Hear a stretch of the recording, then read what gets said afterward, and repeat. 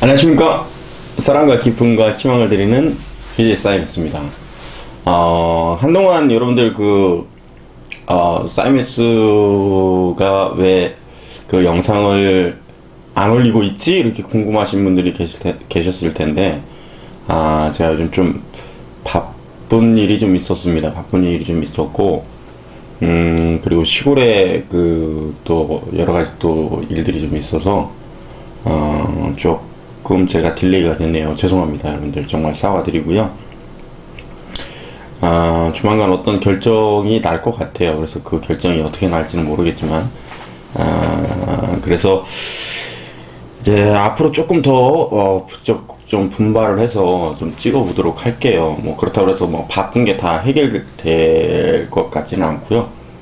최선을 다해서 시간을 좀 짬내서 찍도록 하겠습니다. 자, 이번에 해결해야 될 부분은요, 빅뱅 우주론의 증거, 굉장히 중요한 부분입니다. 굉장히 중요한 부분이에요. 학교 시험 문제에 대체적으로 굉장히 많이 출제되는 부분, 뭐 서술형으로도 가끔 출제될 수 있는 부분이기 때문에 여러분들은 이 부분에 대해서는 좀 신경 쓰고 가셔야 됩니다. 아시겠죠? 해볼까요? 빅뱅 우주론의 증거는요, 두 가지예요. 두 가지. 수소 원자핵과 헬륨 원자핵의 질량비는 3대1이다. 자, 미리 결론부터 적고 갈까요? 자, 결론부터 미리 적고 갈게요. 빅뱅 우주론의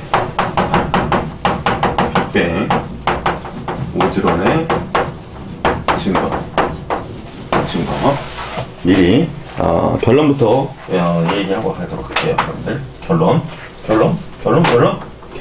결론은 빨간색으로. 첫째, 수소 원자 핵의 질량, 오케이? 수소 원자 핵의 질량 대 헬륨 원자 핵의 질량비가 3대1이라는 거 아시겠죠? 3대1이라는 거. 그러면 좀 이따 설명할게요. 오케이? 두 번째는 우주 배경 복사. 자, 우주 배경 복사. 매우 중요합니다, 여러분들. 아시겠죠? 우주 배경 복사. 빅뱅 우주론이라는 얘기는 우주가 최초의 한 점에서 시작해서 팽창해서 지금 현재의 우주를 구성하고 있다. 그래서 우주 팽창설을 얘기하는 건데, 오케이. 첫 번째는 뭐냐? 수소 원자핵의 질량비와 그 다음에 헬륨 원자핵의 질량비가 3대1이라는 거. 요거는요, 예측한 질량비예요. 우주 초기에 빅뱅 우주론에 관련된 수소와 헬륨의 질량비를 예측을 했는데, 어떻게 예측을 했느냐? 초기에 양성자하고 중성자비가요, 8대1이었어요. 여러분들. 보세요. 초기에, 볼게요. 초기에 양성자 수와 중성자 수의 비율이 8대1이었어요. 8대1. 8대1. 그러면 무슨 얘기냐? 양성자가 이렇게 16개가 이렇게 있을 때, 보세요. 하나, 둘, 셋, 넷, 다섯, 여섯, 일곱, 여덟. 16개. 그리고 중성자가, 색깔을 좀 달리 할게요, 여러분들. 노란 게 중성자입니다. 요렇게. 잠깐만. 하나, 둘, 셋, 넷, 다섯, 여섯, 일곱, 여덟. 네. 자, 얘가 여러분들, 몇 개입니까? 둘, 넷, 여섯, 여덟, 열둘, 열여섯, 2개. 그러면 8대1이죠. 이렇게 됐었는데, 여기는 양성자예요. 중성자고. 이렇게 됐었는데, 핵 합성을 통해서, 보세요, 여러분들. 핵 합성을 통해서, 요 녀석이 헬륨이 되어버립니다. 헬륨4라고 부르는데, 헬륨4. 오케이? 헬륨4. 즉, 헬륨은요, 양성자, 그리고 중성자, 이렇게 되어 있는 것이 헬륨4입니다. 오케이, 헬륨4. 지난 시간에 이거 한번 그림 그려드렸던 적이 있는데, 그러면 이 녀석이 헬륨4가 돼버리고요. 양성자 하나로 되어 있는 녀석들이 수소잖아요, 수소. 오케이? 좀 복수해드릴까요? 양성자하고 중성자 하나 있는 게 중수소. 질량 2짜리. 그죠? 그 다음에 삼중수소는요. 양성자 하나에 중성자 2개. 이렇게 있는 게 삼중수소죠? 이렇게 돼 있잖아요. 그 다음 헬륨3는 양성자 하나에, 그 다음에 중성자 하나에, 양성자 하나. 이게 헬륨3. 그죠? 오케이. 이거잖아요. 이런 모양들을 갖고 있는 거잖아. 그죠? 그러면 여기는 다 양성자니까 수소계도 당연히 양성자 하나씩 되어 있는 거니까 그럼 얘가 14개. 오케이? 그러면 헬륨은 4. 이랬을 때 여러분들 양성자, 자, 수소가 14개인데 수소 하나의 원자량이요. 수소 하나의 원자량이, 즉 원자 해계 질량이 원자량입니다. 전자는 어차피 무시할 정도로 가볍기 때문에, 오케이?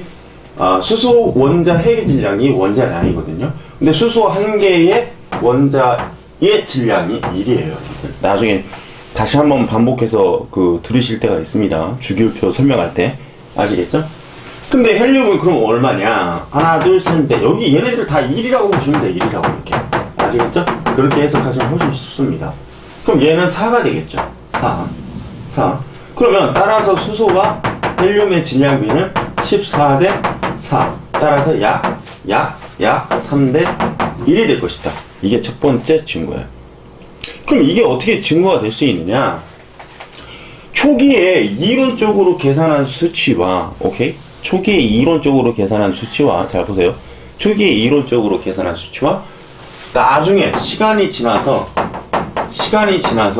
이제 현대에 측정을 해본 겁니다. 측정을 해본 거야. 뭘로? 선 스펙트럼 분석으로. 스펙트럼 분석. 오케이? 스펙트럼 분석을 통해서, 이거 스펙트럼 분석은 어디서 여러분들 많이 들어봤는데? 스펙트럼 분석은? 중학교 때 배웠잖아요. 불꽃 반응에서 빛이 나오면 분광기를 통해서 스펙트럼 분석이 가능하잖아. 그죠? 오케이. 그래서 이거 중학교 때 배웠던 거니까 뭐 어렵지가 않아요, 여러분들. 스펙트럼 분석을 했을 때 선의 색, 선의 수, 선의 굵기, 그 다음에 선의 위치, 요것이 동일하면요. 요것이 동일하면 원소의 종류는 어떻다? 같다. 요거잖아요. 오케이? 그래서 시간이 지난 현대에 얘네들이 우주에서 나오는 빛들을 선 스펙트럼 분석을 통해서 분석해 보니까 여러분들, 오케이? 분석해 보니까 수소하고 헬륨의 존재 비율이 수소가 약 74%, 그다음에 헬륨이 약 3% 정도. 그러니까 수소가 약 74%, 그다음에 헬륨이 약 23% 정도 이루어져 있다. 지금 이것도 약 몇 대 몇이에요? 3대 1이죠? 그렇죠? 3대 1. 오케이, 좋아. 그러면 이론적으로 계산했던, 즉 과거에 빅뱅 우주론을 가지고 이론적으로 계산했던 질량 B가, 오케이? 빅뱅 우주론으로 계산한 값과 거의 일치하다는 얘기죠. 따라서 뭐야? 너가 계산한 녀석이 현대의 관측 데이터 값하고 유사하더라. 어떤 조건 하에서 계산했던 거예요? 빅뱅에 의해서 우주가 팽창되고 있다라는 가정 하에서, 즉 가설 하에서 계산을 해봤더니 3대 1 정도가 나왔고, 현재 그것을 정확하게 계측을 해보니, 즉 확인을 해보니 3대 1의 존재 비율이 나왔더라. 그 얘기는 결국은 그때 그 당시 빅뱅 우주론을 근거로 계산한 수치와 동일한 값이 나왔다라는 얘기는 빅뱅 우주론을 뒷받침할 수 있는 증거가 되겠죠, 여러분들. 그쵸? 오케이, 좋아요. 자, 그다음에 우주 배경 복사라는 게 있는데요. 자, 우주 배경 복사 잠깐만 갈게요. 우주 배경 복사라는 얘기는 여러분들 이거는 꼭 기억하시고 중요하니까. 우주 배경 복사라는 얘기는 38만 년. 오케이, 38만 년. 38만 년 하면 떠오르는 게 있잖아요. 그쵸? 원자, 우리 순서 한번 해볼까요? 최초에 빵 하고 터져가지고 뭐죠? 기본 입자가 막 나오기 시작했어. 그쵸? 기본 입자. 거기에서 뭐예요? 쿼크들이 원자 핵과, 양성자와 중성자 만들었고요. 양성자하고 중성자가 결합을 하면서 뭐가 됐죠? 원자 핵이 됐단 말이에요. 근데 원자 핵이 됐는데 문제는 뭐야? 그 당시는 고에너지 상태이기 때문에 전자들이 원자 핵에 귀속되지 못했다고 그랬습니다. 그 정확한 원자의 형태를 구성하지 못했는데 38만 년 정도 되는 시점에 오케이? 부피가 팽창하면서 에너지가 떨어지죠. 부피가 팽창하면서 에너지가 떨어지는 이유는 이제 다음에 설명할 기회가 있을 겁니다. 중력 수축 에너지. 오케이? 중력 수축 에너지 얘기할 때 오케이? 그때 설명이 가능해지니까 조금만 기다리세요. 그래서 원자 핵이 드디어 전자를 잡아당겨서 귀속시키면서 뭐를 만들었던 시점이다. 원자를 형성했던 시점이 38만 년이잖아요. 그쵸? 그래서 뭐라고 그랬어요? 이때 불투명한 상태, 전자가 막 빛을 막 때리고 막 계시를 떨어서 불투명 상태의, 죄송합니다. 불투명 상태의 우주를 투명 상태로 바꿨다고 그랬잖아요. 왜? 전자가 이제 더 이상 빛을 때리지 못하니까. 오케이? 빛이 통과하기 시작했다라는 얘기죠. 그럼 뭐야?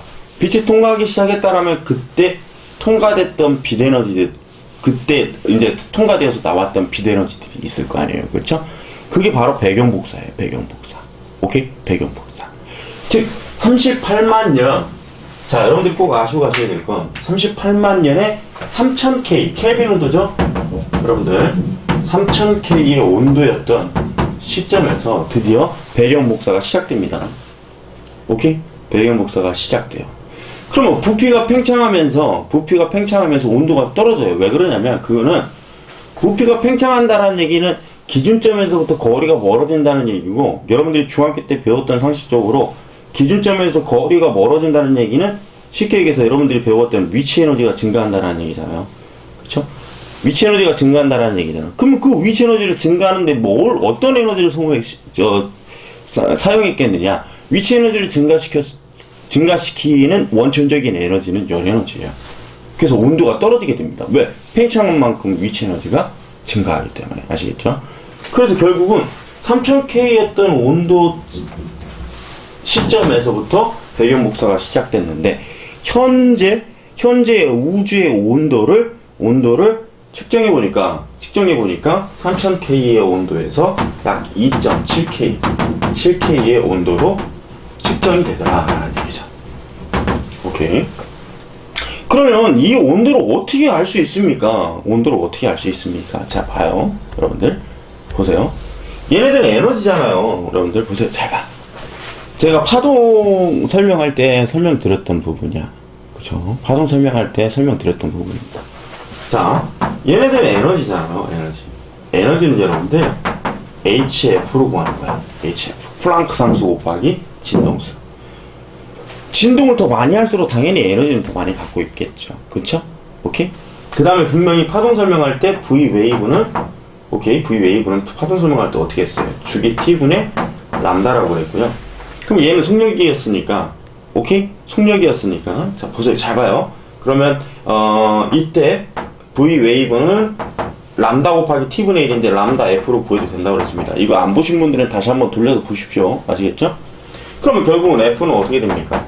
F는 람다가 넘어가니까 람다분의 V 웨이브. 이렇게 하면 되겠죠? 그럼 여기 E는 HF라고 그랬으니까, 여기로 좀 갑시다. E는 HF라고 그랬으니까.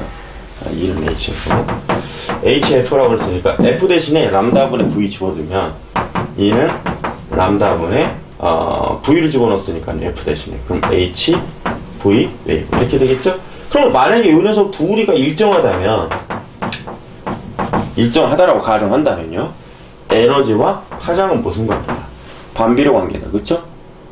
에너지와 파장은 반비례 관계다. 그쵸? 에너지와 파장은 반비례 관계인데, 그러면 파장이 길어지면 에너지가 적어진다는 얘기고, 에너지가 적어진다는 얘기는 결국은 온도가 낮아졌을 거라는 얘기죠. 오케이? 그렇게 아실 수 있다라는 얘기예요. 아, 그러면 3000K의 온도, 2.7K의 온도라고 쳤을 때 이 녀석이 온도가 높잖아요. 온도가. 그렇죠? 그럼 온도가 높다는 얘기는 에너지가 크다는 얘기고 파장은 어떻게 된다? 짧다는 얘기죠? 오케이? 이 녀석보다는 이 녀석의 파장이 짧아진 거야. 물론 여러분들 보세요. 그 이전에도 온도는 떨어졌을 겁니다. 그렇죠? 온도는 떨어졌을 거야. 그렇죠? 그럼 온도가 떨어지면 결국은 뭐야? 에너지가 적어진다는 얘기니까 에너지가 적어지면 그만큼 파장은 길어져. 아, 그럼 온도와 파장 람다는 반비례 관계구나. 따라서 파장은 길어진다. 그러면서 파장이 길어지면서 3000K 온도 시점에서 배경 복사가 시작되고 결국은 현재는 2.7K의 온도가 측정된다라는 얘기는 이거 뭘 통해서 알 수 있어요? 적세 편의를 통해서 알 수 있잖아. 적세 편의. 적세 편의라는 게 뭡니까? 파장이 길어지는 거잖아. 그럼 적세 편의량을 측정을 해본다면 결국은 뭐예요? 파장이 길어지는 비율을 측정을 할 수 있겠고, 그죠? 파장이 길어진 비율을 측정을 할 수 있다면 온도도 가늠해 볼 수 있다라는 얘기죠. 그래, 안 그래요? 아주 뭐 디테일한 것까지 들어가면 여러분들 뭐 거품 무니까 거기까지는 들어갈 이유도 없고, 저도 거기까지 들어갈 정도의 능력도 안 돼요. 아시겠죠? 그러니까 요렇게 정도만 아시고 하시면 돼. 3000K의 온도에 38만 년의 우주 배경 복사가 일어났고, 그 다음에 뭐야? 현재 보니까 2.7K의 온도로 측정되었다. 그러면 결국은 뭡니까? 우주는 지속적으로 팽창되고 있다라는 얘기죠. 오케이? 우주는 지속적으로 팽창되고 있고 그들 사이에 거리가 멀어지고 있고, 그러면 지난 시간에 우리가 얘기했던 것처럼 허블의 법칙에 의하면 거리, 파장, 후퇴 속도 다 비례 관계였으니까 아, 우주는 팽창되고 있구나 라고 해석해주는 게 우주 배경 복사입니다. 아시겠죠? 그래서 여러분들이 꼭 중요하게 생각해야 될 건 빅뱅 우주론의 증거 두 가지를 제시하시오 라고 얘기하면 수소 원자 핵의 질량비와 헬륨 원자 핵의 질량비가 3대1로 동일하다는 것과 그 다음에 우주 배경 복사. 오케이? 이 두 가지는 반드시 꼭 필요합니다. 꼭 필요해요. 아시겠죠? 오케이? 우주 배경 복사. 근데 전반적으로 우주 전체에서 2.7K의 온도가 측정이 되고 그 다음에 우주 배경 복사는 전반적으로 우주에 골고루 관측된다라는 얘기죠. 관측. 그러나 완벽하게 골고루 관측된 건 아니에요. 아시겠죠? 오케이? 자, 그러니까 우주 배경 복사가 균일하게 분포되어 있는데 그 중에서 100% 완벽하게 균일하다라고 얘기하면 안 되고요. 그 중에 미세하게나마 불균일한 부분들이 발견이 되는데, 그 불균일한 부분이라는 얘기는 어떤 부분에는 좀 많이 밀집되어 있고 물질들이 어떤 부분에서는 조금 허술하게 밀집되어 있고, 그래서 결국은 뭐예요? 결국은 많은 성간물질을 가지고 있는 녀석들 사이에서 이제 나중에 이제 설명이 되겠지만 성간물질이 많은 지역, 그 다음에 밀집되어 있는 지역, 거기에서 여러분들 드디어 행성들을, 별들을 탄생시킬 수 있는 계기점이 됩니다. 아시겠죠? 여러분들 오늘 이거 두 가지는 꼭 알고 가셔야 돼요. 아시겠죠? 오케이. 짧게 이 부분은 이 정도 정리하고요. 그 다음에 다음 강의 또 진행하도록 할게요. 여러분들 조금 시일이 걸려서 여러분들 대단히 죄송하고요. 대단히 죄송하고 아무래도 제가 큰 변화가 있을 것 같아요. 큰 변화가 있을 것 같아서 요즘 좀 그것 때문에 좀 많이 고민을 했어요. 죄송합니다. 아시겠죠? 하지만 제가 드린 약속에 대해서는 반드시 지키는 스타일이니까 아무쪼록 열심히 그렇게 하도록 하겠습니다. 그리고 그러니까 오픈할 수 있는 강의는 최대한 오픈을 하겠고, 오픈하지 않는